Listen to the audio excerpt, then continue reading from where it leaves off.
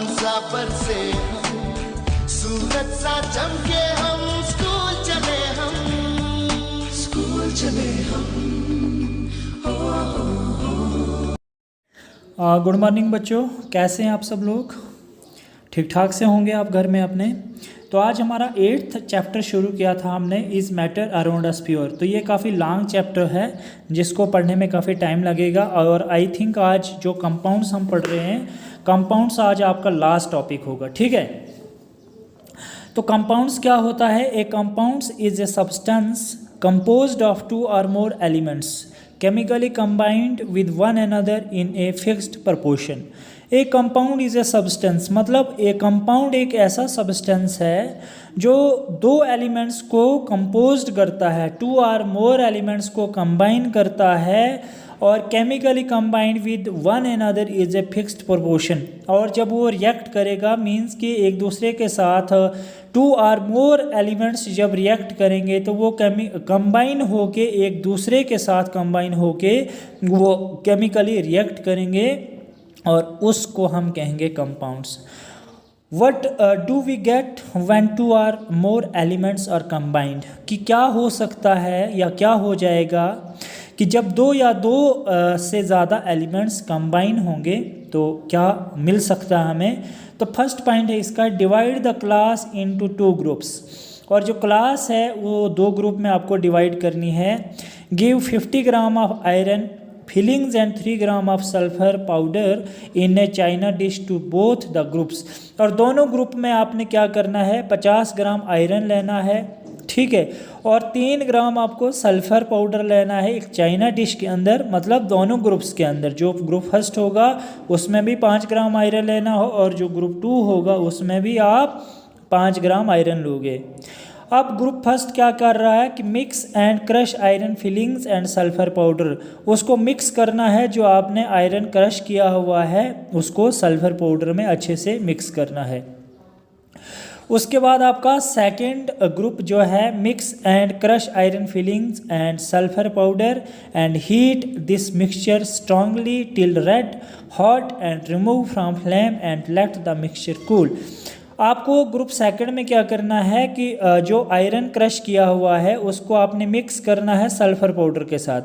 Sulphur powder के साथ mix किया तो हीट दिस मिक्सचर स्ट्रांगली, और इस मिक्सचर को आपने स्ट्रांगली तरीके से, मतलब कठिन तरीके से आपको हीट करना है जब तक वो मिक्सचर आपका रेड ना हो जाए, हॉट ना हो जाए, एंड रिमूव फ्रॉम फ्लेम। और जब वो मिक्सचर आपका गर्म हो जाएगा, मतलब दिखने में आपका रेड मतलब दिखाई देगा, वो हॉट दिखाई देगा, रेड हॉट दिखाई देगा, तो उस फ्लेम को आपने रिमूव करना है और उस मिक्सचर को आपने कूल करना है। उसके बाद आप ग्रुप फर्स्ट एंड सेकंड में क्या देखोगे, check for magnetism in the material obtained. और वहाँ जो आपका मटेरियल जो आपने देखा होगा उस मटेरियल को आपने चेक करना है, जो ऑब्टेंड मतलब जो आपने हासिल किया होगा उन मिक्सचर से, जो आपने मटेरियल हासिल किया होगा वो चेक करना है कि आपका कौन सा कैसा मटेरियल मिला है। Bring a magnet near the material and check if the material is attracted towards the magnet. Bring the magnet, और आपको एक मैग्नेट लाना है और उस मटेरियल जो आपका हार्ड मटेरियल होगा, हॉट एंड रेड जो आपका आयरन का मटेरियल होगा, उसके सामने आपने उस मैग्नेट को नज़दीक रखना है and check if the material is attracted. और ये चेक करना है कि आपका जो मटेरियल है वो मैग्नेट अपनी ओर अट्रैक्ट कर रहा है या नहीं कर रहा है। नेक्स्ट पॉइंट है आपका, compare the texture and colour of the material obtained by the group. और जो फर्स्ट और ग्रुप सेकंड ग्रुप होंगे उनका टेक्सचर और कलर दोनों आपको उन मटेरियल का कंपेयर करना है कि कलर उनके साथ मैच तो नहीं हो रहा, उनका टेक्सचर जो मतलब एक किस्म की जो बनावट वगैरह है वो सेम बन रही है नहीं बन रही है, तो वो आपको कंपेयर करना है ग्रुप फर्स्ट से ग्रुप सेकंड को। उसके बाद नेक्स्ट पॉइंट है आपका add carbon disulphide to one part of the material obtained, और आपने कार्बन डाइसल्फाइड ऐड करना है जब वो आप मटेरियल को ऑब्टेन करोगे तो एक पार्ट आपने एक हिस्सा कार्बन डाइसल्फाइड का भी ऐड करना है।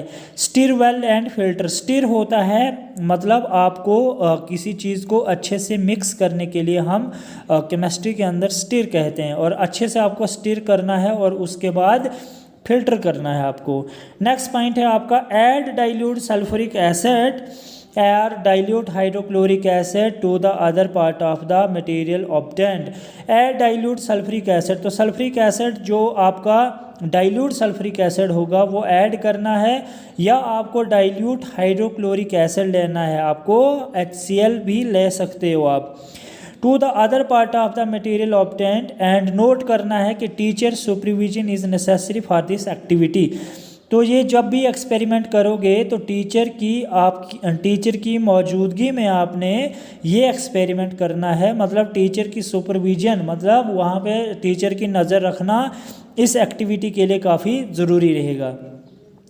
उसके बाद है आपका next point, perform all the above steps with both the elements iron and sulphur separately.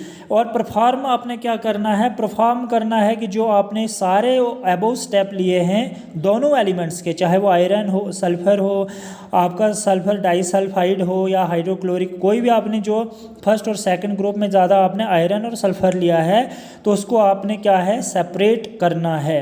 उसके बाद देखो यहाँ पे मिक्सचर एंड कंपाउंड्स का टेबल दिया हुआ है, तो मिक्सचर क्या होता है और कंपाउंड्स क्या होता है।